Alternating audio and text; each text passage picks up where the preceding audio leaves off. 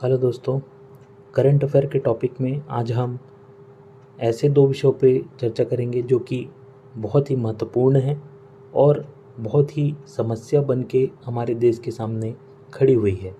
तो इसी क्रम में सबसे पहले हम देखते हैं ओजोन परत के बारे में। आपने पिछली कक्षाओं में ओजोन परत के बारे में पढ़ा ही होगा।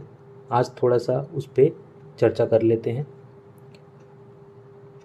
ओजोन परत से रिलेटेड आपके एग्ज़ाम में महत्वपूर्ण क्वेश्चन बन सकते हैं, जैसे कि आपको पूछा जा सकता है वर्ल्ड ओजोन डे कब मनाया जाता है। तो आपको बताना है 16 सितंबर को वर्ल्ड ओजोन डे मनाया जाता है। ठीक है, तो ये आपको पूछा जा सकता है। अभी क्या है, ओजोन परत को लेकर के हमारे देश में बहुत ही बड़ी समस्या बनी हुई है कि उसका जो लेयर है, ओजोन परत है, वो क्षय होते जा रहा है। उसके क्षय होने से बहुत बड़ा नुकसान है। अब हम सबसे पहले तो ये जानते हैं कि ओजोन परत होता क्या चीज़ है और कहाँ पाई जाती है। तो ओजोन परत एक वायुमंडल में उपस्थित ऐसी लेयर है जो कि सूर्य की किरण जो होती है, जैसे कि हम ये इस पे अपन अच्छे से समझ सकते हैं। ओजोन परत क्या होता है, मान लो ये ओजोन परत है, तो ये क्या करता है, सूर्य से आने वाली जो हानिकारक रेज़ हैं, किरण हैं, जैसे यूवी रेज़, अल्ट्रावायलेट रेड जिसको बोलते हैं। तो अल्ट्रावायलेट रेज़ जो है, इस प्रकार की जो हानिकारक रेज़ जो सूर्य प्रकाश से आती है, उसको डायरेक्ट पृथ्वी पर आने से रोकती है। ये 90 से 95% तक जो यूवी रेज़ है उसको एब्जॉर्ब कर लेती है अपने अंदर, जिससे हमको बहुत फ़ायदा होता है। क्या फ़ायदा होता है कि यदि ये यूवी रेज डायरेक्ट पृथ्वी पर पड़ने लग जाए तो वो हमारे डायरेक्ट स्किन में पड़ेगी, और स्किन में पड़ने से स्किन कैंसर होने का खतरा है। अगर वो किरणें आँखों पे पड़ेगी डायरेक्ट, तो आँखें ख़राब होने की संभावना है, मोतियाबिंद होने की संभावना है। अगर ये रेज डायरेक्ट पौधों पे पड़ेगी तो पौधों का ग्रोथ रेट जो है वो रुक जाएगा। अगर ये किरणें डायरेक्ट समुद्र पे पड़ी तो समुद्र में जो जीव हैं वो मर जाएंगे। कैसे मर जाएंगे कि वहाँ पर एक फाइटोप्लांट्स पाए जाते हैं जिसको खा करके समुद्री जीव जो है वो जिंदा रहते हैं। जब यूवी रेज जो है अगर वो वहाँ पर डायरेक्ट पड़ने लगेंगी तो वो फाइटोप्लांट्स जो है वो मर जाएंगे, जिससे समुद्री जीव को खाना नहीं मिलेगा और वो भी मर जाएंगे। मतलब कुल मिला के जो ओजोन परत है वो अगर नहीं होगा तो हमारे लिए बहुत बड़ा नुकसान है। हमारे लिए तो नुकसान है ही है, साथ साथ पौधों के लिए, अन्य प्राकृतिक जो जीव हैं उन लोगों के लिए भी बहुत ही हार्मफुल है। तो अभी क्या समस्या बनी हुई है, ये जो लेयर है वही लेयर अभी क्षय हो रहा है, धीरे धीरे फट रहा है, ये बोल सकते हैं। तो ये हमारे लिए बहुत बड़ी समस्या है।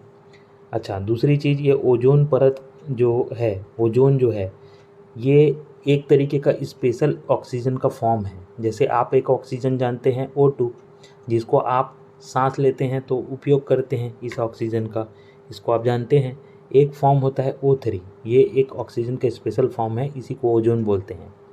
अब हम ये जो मंडल है, जैसे हम लोग इसको अलग अलग परतों पर विभक्त किए हैं, जैसे आप पिछली कक्षाओं में इसके बारे में पढ़ा होगा कहीं ना कहीं। तो पृथ्वी में जो वायुमंडल है, इस पे विभिन्न तरीके की गैस पाई जाती हैं। ये वायुमंडल है मान लो, तो इसमें विभिन्न तरह की गैस मौजूद रहती हैं। तो इन गैसों के आधार पर इसको अलग अलग परतों में विभक्त किया गया है। तो ये परतों को तो आपने पढ़ा ही होगा। आज हम थोड़ा सा एक बार देख लेते हैं, जैसे कि एक क्षोभ मंडल हो गया, समताप मंडल हो गया, मध्य मंडल हो गया, आयन मंडल हो गया, और उसके ऊपर का बाह्य मंडल हो गया। ये सब जो है ये गैसों के आधार पर इसको बांटा गया है। तो आज हम ओजोन परत पढ़ रहे हैं। तो ओजोन परत कहाँ पाया जाता है, ये जो एरिया है 10 किलोमीटर से 50 किलोमीटर का रेंज होता है। ये इस रेंज में 10 से 50 किलोमीटर के रेंज में ही ओजोन परत पाया जाता है। मतलब समतापमंडल में ओजोन परत पाया जाता है। आपको क्वेश्चन पूछा भी जा सकता है कि ओजोन परत कहाँ पाया जाता है, समतापमंडल में पाया जाता है। और कुछ जो है वो क्षोभ मंडल में भी पाया जाता है। समतापमंडल में 90% ओजोन जो है लेयर है वो पाया जाता है, और 10% जो है क्षोभ मंडल में भी पाया जाता है। ये जो ओजोन लेयर है इसको बोलते हैं अच्छा ओजोन, मतलब कि गुड ओजोन बोलते हैं, और इसको बोलते हैं बैड ओजोन। ये दोनों क्या चीज़ है इसको भी हम थोड़ा सा देख लेते हैं। ये ओजोन के टाइप हैं। ये कैसे टाइप हैं कि ये अच्छा ओजोन कैसे है और ये बुरा ओजोन कैसे है।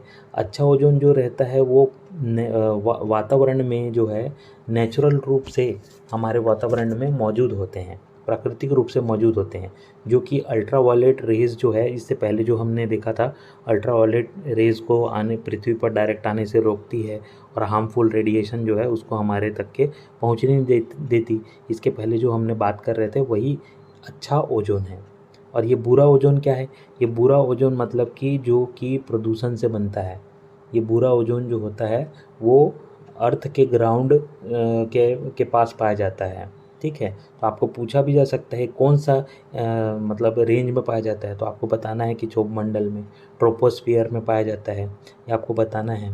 तो बैड ओजोन यहाँ पाया जाता है। और समतापमंडल में क्या कौन सा ओजोन पाया जाता है? तो अच्छा ओजोन पाया जाता है, तो ऐसा बताना है। ठीक है, तो अब हम थोड़ा सा इसके बारे में थोड़ा चर्चा कर लेते हैं कि जो ओजोन है, गुड ओजोन जो है, ये जो मतलब क्या समस्या आ रही, कैसे मतलब वो हो रहा है, ये गुड ओजोन जो है वो कैसे क्षय हो रहा है। तो ये क्षय होने का सबसे बड़ा जो कारण है वो इंसान है। इंसान के द्वारा क्या है, बहुत सारे केमिकल्स बनाए जा रहे हैं आज के डेट में। केमिकल्स बनाने से क्या हो रहा है कि लगातार केमिकल की वजह से ये जो ओजोन परत है वो क्षय होते जा रहा है उन केमिकलों के प्रभाव से। कौन कौन से केमिकल, ये केमिकल पूछते हैं एग्ज़ाम में, इसको भी ध्यान रखिए। ये हमने थोड़ा सा यहाँ पर लिख भी दिया आपके लिए।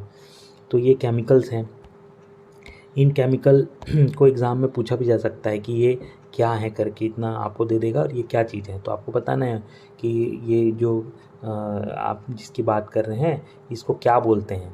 तो ये जो केमिकल्स हैं, जो केमिकल, ये पूरा केमिकल मिला करके इसको बोलते हैं ओजोन डिप्लीटिंग सब्सटेंस। क्यों बोलते हैं? क्योंकि इनके प्रभाव से ही ओजोन परत जो है वो क्षय हो रहा है। तो इसको क्या बोलते हैं? ओजोन डिप्लीटिंग सब्सटेंस बोलते हैं। ठीक है, इसीलिए इसको ऐसा बोलते हैं। तो ये आपको पूछा भी जा सकता है सब्सटेंस में कौन कौन सी गैस पाई जाती है। तो कौन कौन सी गैस मिलेंगी? क्लोरोफ्लोरोकार्बन, हाइड्रोक्लोरोफ्लोरोकार्बन, हेलोनस, मिथाइल ब्रोमाइड और कार्बन टेट्राक्लोराइड, मिथाइल क्लोरोफार्म। ये जो गैसेस हैं वो उस पर पाई जाती है। केमिकल्स जो होते हैं ये जो है डिप्लीटिंग सब्सटेंस है, आपको ऐसा बताना है। अच्छा, जो हमने अभी बैड ओजोन के बारे में बोला, तो बैड ओजोन जो 10% पाया जाता है ना, वो ग्रीन हाउस गैस भी कहलाते हैं। अब ग्रीन हाउस गैस में अगर आपको पूछा जाए कौन कौन सा आता है, तो ग्रीन हाउस गैस में आपको बताना है CO2, SO2, NO2, ये तीनों जो है ग्रीन हाउस गैस में आते हैं। इसके इफेक्ट के कारण भी ओजोन परत जो है वो क्षय हो रहा है। तो ये आपको बताना है, ये हानिकारक एजेंट हैं ये सब। ठीक है, तो अब ये क्या हो रहा है कि ये जो सब्सटेंस है 10% वाला, ये ग्रीन हाउस गैस भी बोलते हैं इसको, इस यहाँ पर पाया जाता है, जिसकी वजह से ये क्षय हो रहा है। अब ये हानिकारक क्यों हो रहा है और ये कहाँ से निकलते हैं? ये कार जो होते हैं उसके धुएं से निकलता है, बॉयलर हो गया, रिफाइनरीज हो गए, केमिकल प्लांट हो गया, वहाँ से निकलता है और डायरेक्ट सनलाइट से जब वो पड़ता है तो उसके साथ रिएक्ट कर लेता है और एक हार्मफुल जो है वो पहुँचाता है, ओजोन को हार्म पहुँचाता है। ये बहुत ही खतरनाक गैसेस हैं ये। ठीक है, हमने अभी देखा CO2 था, SO2 था और NO2 था। तो आपको ये बताना है ये तीनों है करके। ठीक है, इसके बाद हम देख लेते हैं कि हमने फ़र्क तो देख ही लिया, क्या हमें फ़र्क पड़ेगा। हमने देख लिया कि स्किन कैंसर होगा, पौधों को प्रॉब्लम्स होंगी, मतलब उसके जो ग्रोथ रेट है उसमें प्रॉब्लम होंगी, ये सब देख लिया। इसके बाद में हम देखते हैं कि इसमें कैसे रोका जा सकता है इसको बीमारी होने से रोका जा सकता है, कैसे रोकथाम किया जा सकता है। तो बहुत सारी चीज़ें हैं इसको रोकने के लिए, है ना। तो कैसे रोका जा सकता है इसको, कि जिस कारण से ये डिप्लीशन हो रहा है, जो बीमारियां हो रही है वो उस चीज़ को रोकथाम किया जाए। जैसे केमिकल्स, बहुत सारे जो इंसान है वो केमिकल्स बना रहे हैं बहुत सारे, तो वो केमिकल्स का जो उपयोग है उसको कम किया जाए। और जो भी सब्सटेंस, जो डिप्लीटिंग सब्सटेंस, जो हमने 6 गैस के नाम जो देखे, साथ ही साथ ग्रीन हाउस जो गैस हैं उनको भी हमने देखा, तो वो सब का भी यूज़ जो है वो कम किया जाए। कारों से धुआं निकल रहा है तो उसको अपन फ़िल्टर वगैरह का प्रयोग करें, या अन्य जो है वो तरीका अपनाएं। केमिकल प्लांट्स जो हैं उसको थोड़ा सा कम करा जाए, है ना। बॉयलर्स वगैरह में चिमनी का उपयोग किया जाए। मतलब कुल मिला के ये सब तरीके से हम उसको रोक सकते हैं। तो ये अभी एक बहुत बड़ी समस्या बनी हुई है। इसी के साथ में हम लोग अपना दूसरा एक टॉपिक है उसको भी हम इसी पे देख लेते हैं, ठीक है। दूसरा टॉपिक पे भी चर्चा कर लेते हैं। देखिए, ये दूसरा हमारा टॉपिक है आज का। इसमें भारत में बड़ी समस्या बनी हुई है सर्विकल कैंसर के रूप में। अब ये सर्विकल कैंसर होता क्या चीज़ है और ये किस तरीके का समस्या बना हुआ है उस पर भी विचार कर लेते हैं थोड़ा सा। तो अभी सर्विकल कैंसर है उसका अभी ये न्यूज़ क्यों चर्चा में है इसको थोड़ा देख लेते हैं और एग्ज़ाम के दृष्टिकोण से कैसे इम्पोर्टेंट है। तो सर्विकल कैंसर का अभी क्या वैक्सीन बन गया है। तो ये वैक्सीन जो है ये इम्पॉर्टेंट है हमको, इसका नाम इम्पॉर्टेंट है। इस वैक्सीन को कौन बनाया है, किस एजेंसी ने बनाया, वो इम्पॉर्टेंट है। तो सर्वावैक जो है ये वैक्सीन का नाम है और वैक्सीन को बनाने वाली एजेंसी कौन सी है, सीरम इंस्टीट्यूट ऑफ इंडिया। ये एजेंसी ने अभी वैक्सीन बनाई हुई है और ये जो इंस्टीट्यूट है ये वैक्सीन को बहुत ही सस्ते दाम में लोगों तक के उपलब्ध करा रही है ताकि लोग इसको उपयोग करके ठीक हो सकें। और ये वैक्सीन जो बनी हुई है ये वायरस बेस्ड वैक्सीन है। जैसे बहुत सारे अभी जैसे हेपेटाइटिस बी वगैरह हो गया, इस टाइप के बहुत सारे वैक्सीन बनी हुई है ना, तो ये वायरस बेस्ड वैक्सीन है ना। तो ये वायरस बेस्ड वैक्सीन क्या करता है, इसको जब बॉडी पे दिया जाता है तो HPV वायरस जो होता है जिसके कारण से सर्विकल कैंसर जो होता है ना, इसी कारण होता है, इसी वायरस के कारण। तो इस वायरस के प्रति एंटीबॉडी विकसित कर देता है हमारी बॉडी पे और प्रतिरोधक क्षमता बढ़ा देता है जिससे हम इस बीमारी से बच सकते हैं, ठीक है। तो ये चीज़ें होती हैं। अब हम थोड़ा सा HPV वायरस के बारे में हम थोड़ा सा डिस्कशन कर लेते हैं।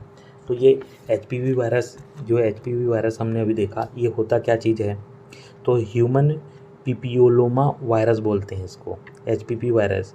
इसकी वजह से बहुत ही ये खतरनाक बीमारी जो कि सर्विकल कैंसर है जो कि बहुत ही ज़्यादा खतरनाक है, इससे सबसे ज़्यादा पीड़ित हैं महिलाएं बहुत इससे परेशान हैं। और ये जो बीमारी है ये पुरुषों में भी हो सकती हैं, ऐसी नहीं है कि सिर्फ महिलाओं को हो, ये पुरुषों में भी होती है, लेकिन अधिकांशतः महिलाएं इससे बहुत अभी परेशान हैं, उसको ज़्यादा हो रही है। और ये इतनी खतरनाक बीमारी है जिसमें अगर हम इससे रिलेटेड कुछ डाटा के बारे में हम अगर चर्चा करें तो हम पाते हैं कि जो देश में जितने भी मतलब जैसे एक साल में अगर एक साल का प्रॉपर हम लोग मेज़रमेंट निकालें तो एक वर्ष में लगभग 1,23,000 के आसपास के लोग जो हैं बीमार हो रहे हैं इस बीमारी से और लगभग 60,000 के आसपास के लोग जो हैं वो लोगों की मृत्यु एक साल में इस बीमारी की वजह से हो रही है। ये इतनी खतरनाक बीमारी है। इस बीमारी में होता क्या चीज़ है और ये सर्विकल कैंसर होता क्या चीज़ है इसको भी थोड़ा सा देख लेते हैं। ये सेक्सुअल ट्रांसमिटेड इन्फेक्शन है एक तरीके का। ये सर्विकल कैंसर जो है ये क्या होता है, ये सर्विक्स में जो सेल्स होते हैं वहाँ पर आपको ये चीज़ देखने को मिलते हैं। अब ये सर्विक्स क्या है, सर्विक्स यूट्रस के नीचे निचला वाला हिस्सा है जो डायरेक्ट वेजाइना से जुड़ा हुआ होता है। हम एक इससे रिलेटेड एक इमेज भी देखेंगे, उस पर हम और अच्छे समझ में पाएंगे। तो वहाँ जो है वो कैंसर जो है मौजूद रहता है। हम इसको आपको थोड़ा सा दिखा भी देते हैं इसको। ये जो है ये देखिए, ये है सर्विक्स। ये जो सर्विक्स जो है यहाँ पाया जाता है ना, ये सेल्स यहाँ पर मौजूद रहते हैं। इस सेल्स को वो धीरे धीरे डैमेज कर देता है और कैंसर के टिश्यूज़ जो होते हैं इस तरीके से दिखने लगते हैं और धीरे धीरे उसको पूरा हार्म कर देता है और इससे लोगों की डेथ भी बहुत ज़्यादा अभी हो रही है। अगर देखा जाए तो भारत में जो अगर हम उसका जो डाटा है उसको एनालाइज करें भारत में, तो लगभग जो है अगर मान लिया जाए कि पूरे देश में अगर जितना भी मतलब लोग इस बीमारी से ग्रसित हैं उसका 1/5 हिस्सा जो है वो सिर्फ भारत से है। ये इतनी बड़ी इशू है हमारे भारत देश के लिए और हमारे भारत देश की महिलाओं के लिए। तो अब इससे थोड़ा सा और हम आगे थोड़ा बढ़ते हैं कि इस वायरस को क्या ठीक किया जा सकता है और क्या इस वैक्सीन जो है इससे पहले भी कोई वैक्सीन बनी हुई थी, तो हाँ इससे पहले भी वैक्सीन बनी हुई थी, लेकिन वो वैक्सीन बहुत महंगी थी। अभी जो इंस्टीट्यूट, सीरम इंस्टीट्यूट जो वैक्सीन बना रहा है, इस वैक्सीन को बहुत ही सस्ते दाम में लोगों को उपलब्ध कराएगा, जिससे वो ठीक हो जाएंगे। अब हम ये देखते हैं कि ये जो वायरस है इसको ठीक कैसे किया जा सकता है। अगर इसको प्रॉपर रूप से, अगर इसको वैक्सीन अगर इंसान को दिया जाए, प्रॉपर रूप से वैक्सीन उनको किया जाए और प्रॉपर रूप से स्क्रीनिंग करा जाए, उनका प्रॉपर रूप से उनका देख रेख किया जाए, तो इस जो वायरस है उससे निजात पाया जा सकता है। अब जब हमको इतना सब चीज़ पता ही है कि इसका वैक्सीन भी बना हुआ था पहले भी और आज भी बना हुआ है, तो हम इस पे इतना पीछे क्यों हैं? क्यों हमारे देश की महिलाओं को यहाँ पर मतलब इतना फेस करना पड़ रहा है या लोगों को मरना पड़ रहा है? तो ये इसका एक बहुत बड़ा रीज़न भी है। क्या है? लोगों को अवेयरनेस की कमी है, जागरूकता नहीं है लोगों को, जिसकी वजह से लोग इसको नहीं देख पा रहे हैं। साथ ही साथ में लो इनकम वाले कंट्रीज़ हैं, वो इसको ले नहीं पा रहे थे क्योंकि इसका वैक्सीन का रेट पहले ज़्यादा था। वो अभी जो नया सीरम इंस्टीट्यूट है वो वैक्सीन जो है कम दामों पे उपलब्ध कराएगा, तो अभी संभावना है कि ये पूरी तरीके से ये समाप्त हो जाएगा। लेकिन पहले क्या थी, ये थोड़ी महंगी थी, जिसकी वजह से भी लोगों ने इस पे ध्यान नहीं दिया।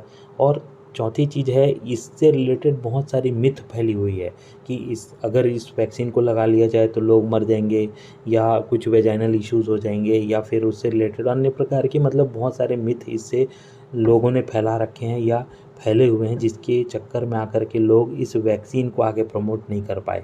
तो ये सब चीज़ें आप मतलब देख पाएंगे सामने, है ना। तो अच्छा, ये तो एक ओवरव्यू हमने देख लिया कि ये किस तरीके से मतलब क्यों हम इस पे नहीं कर पाए। और इसका एक बहुत बड़ा मेजर इशू ये भी है कि बहुत सारे हेल्थ प्रोग्राम चलाए जाते हैं। जैसे हमारे एक उदाहरण स्वरूप हमारे भारत देश में ही अगर देखा जाए तो हमारे भारत देश में बहुत सारे हेल्थ प्रोग्राम चलाए जाते हैं। इन हेल्थ प्रोग्रामों में भी इस बीमारी से रिलेटेड वैक्सीन्स को शामिल नहीं किया गया, जिसके वजह से भी लोग इससे दूर रहने लगे और धीरे धीरे करके ये इतना बड़ा रूप ले लिया है कि आज दुनिया का दूसरे नंबर का सबसे बड़ा प्रॉब्लम बन के हमारे देश के सामने खड़ा हुआ है। तो ये समस्या जो है फेस करने की वजह थी कि अभी तक ये सॉल्यूशन नहीं हो रहा है। अब अगर इसको रोकना चाहे तो किस तरीके से इसको रोका जा सके, इसके लिए भी मतलब अगर सोचा जाए तो इस बीमारी को कैसे रोका जा सकता है। जो प्रॉब्लम्स है उसको दूर किया जाए। जैसे जागरूकता नहीं है तो जागरूकता फैलाया जाए, पब्लिक अवेयरनेस किया जाए, पब्लिक में लोगों को अवेयर किया जाए जा करके। लोग सोशल एक्टिविटी से जुड़े हुए हैं, तो सोशल एक्टिविटी में बताया जाए उनको, ठीक है। और साथ ही साथ जो एरिया है उसका सर्वे किया जाए, एरिया का सर्वे किया जाए, और सर्वे करने से ये पता चलेगा कि कितने लोग कहाँ पर कितने लोग बीमार हैं, और उनको जैसे ही पता लगे तो उसको तुरंत ट्रैक करके उसको ट्रीटमेंट दिया जाए। गुड वैक्सीनेशन प्रोग्राम चलाया जाए, जो वैक्सीन से रिलेटेड प्रोग्राम है उसको चलाया जाए। साथ ही साथ जो वैक्सीन से रिलेटेड जो मिथ फैला हुआ है, जो मिथ आपको भी हमने चर्चा किया, वो मिथ फैला हुआ है, उस मिथ को दूर किया जाए, उसकी गलतफहमी जो है उसको दूर किया जाए, लोगों को अच्छे से इस चीज़ों के बारे में बताया जाए। और वैक्सीन की जो समस्या है वो तो अब दूर हो ही गई है, तो उसको प्रॉपर वे से अगर उसको किया जाए तो बिल्कुल इस बीमारी से निजात पाया जा सकता है। तो ये तो था, ये दो बहुत महत्वपूर्ण टॉपिक थे जिसको हमने अभी चर्चा किया है। आशा करता हूँ कि आपको बहुत अच्छे से ये चीज़ें क्लियर हुई होंगी, समझ में आई होंगी, है ना। तो आज के लिए धन्यवाद।